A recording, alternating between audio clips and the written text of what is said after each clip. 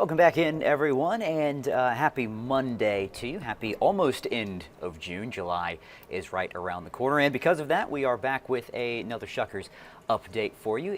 The first leg of a back-to-back homestand is underway. Well, it's done, really.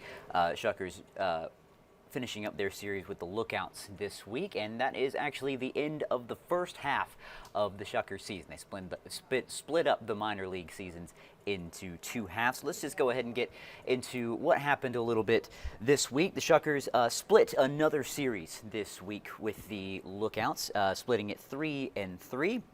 Shuckers won the first two games, then on Thursday, this past Thursday, was rained out, so they made it up as part of a doubleheader on Friday. Shuckers lost both legs of that doubleheader.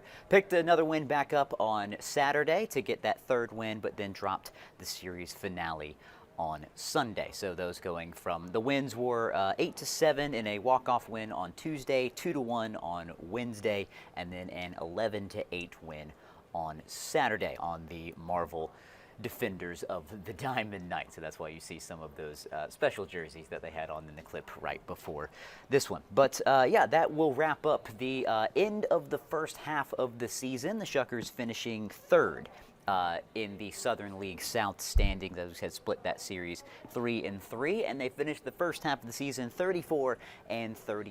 So just one game below 500 for that. So a really strong start to the first half of the season. It's kind of difficult to tell with as many games that they play, but we've seen a lot of flashes from some of the top prospects in the Brewers organization, namely top prospect Jackson Chourio, catcher Jefferson Cairo, and third baseman Tyler Black as well.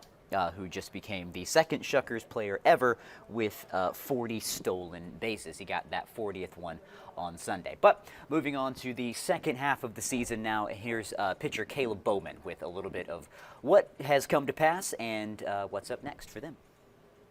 The split is you don't win it, you don't lose it, but you always want to go win them all. But they're obviously a great team over there, so it's good to be able to pull three out of there and going into the All-Star break coming up in a couple of weeks, so it's always good to have a little momentum going. And as we said, that was pitcher Caleb Bowman, who is one of the newer members of the Shuckers organization. And one other cool thing that did happen this week over the weekend was former Gulfport Admiral Derek Hall was on hand on Saturday. He is now a member of the Seattle Seahawks. He was on hand to throw out the first pitch this past Saturday, and we caught up with him before his first pitch. At the opening game, I'm like, heck yeah, of course. I've always had a niche for baseball. Never had the opportunity to play it with football, basketball, and track, but I mean, it was a great overall experience.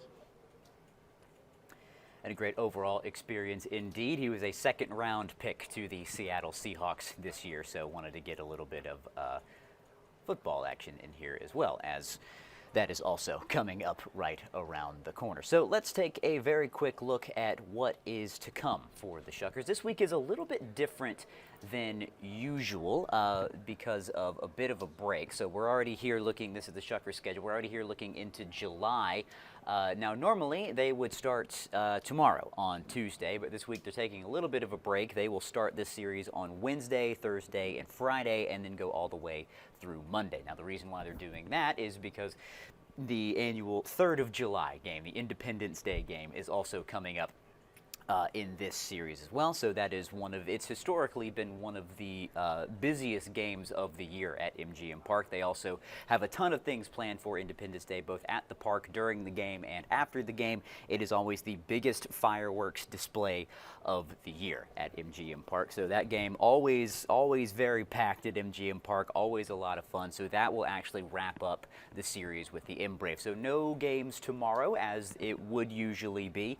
So this series will start on Wednesday and run all the way through next Monday. It is the only Monday game of the year. So just plan accordingly for that, and then that will wrap up the 12-game homestand. So still a lot of opportunities to get out to MGM Park starting on Wednesday. And who they're going to be facing this coming up week are the M Braves once again. So last time out, the Shuckers and M Braves split the series. That was earlier or a couple of weeks ago that happened. So taking a look at what the M Braves did this past week.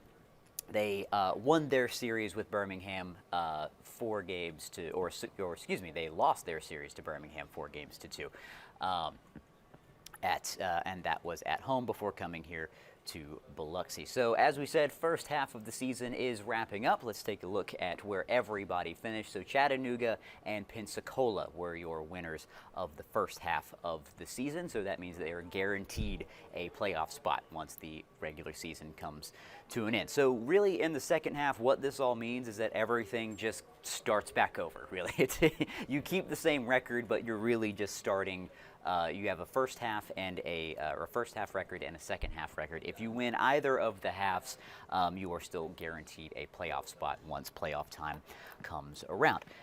So as we said, M-Braves finishing 33 and 35, Biloxi finishing 34 and 35, Montgomery finishing 36 and 33, and Pensacola winning the first half 41 with a record of 41 and 27. And as we said on the other side, Chattanooga winning their side of the first half in the Southern League North 38 to 30. Tennessee coming in second, Rocket City coming in third, and Birmingham coming in fourth. So that is a wrap on the first half of the season. Second half of the season starts this coming up Wednesday, so it is a whole new ball game for Biloxi. They have another opportunity to string a couple of series wins together and maybe find themselves in that first place and guarantee themselves a playoff spot by the end of it. But a little bit of a different week this week. No game tomorrow, as there usually would be. Going to run Wednesday through Monday, so it's the only Monday game of the year next Monday for the July 3rd Independence Day. So still wrapping up the this 12-game homestand that they have, the longest homestand of the year, and still plenty of opportunities to get out to MGM Park. Largest fireworks display of the year planned for next Monday as well for Independence Day, so we'll hope to see you guys out there, and we'll see you next time.